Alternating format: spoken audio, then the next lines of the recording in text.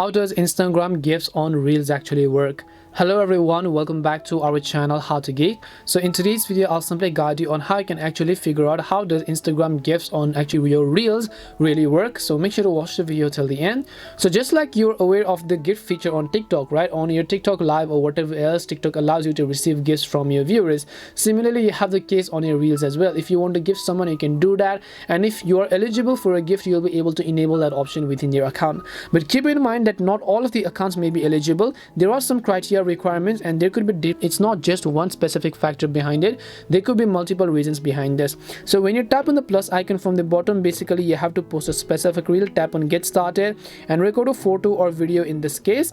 Once you've done that, you basically have to tap on the next option and then just tap on the next button again. When you're on this page, you'll find the option called allow gift for reels, but currently I don't have it because my account is not eligible.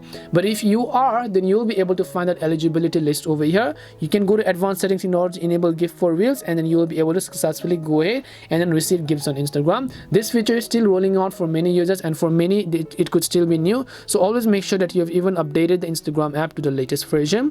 Now if you want to learn about the eligibility requirements, I'll make sure to drop a link below. You can just go to that link and then figure out how you can enable this option.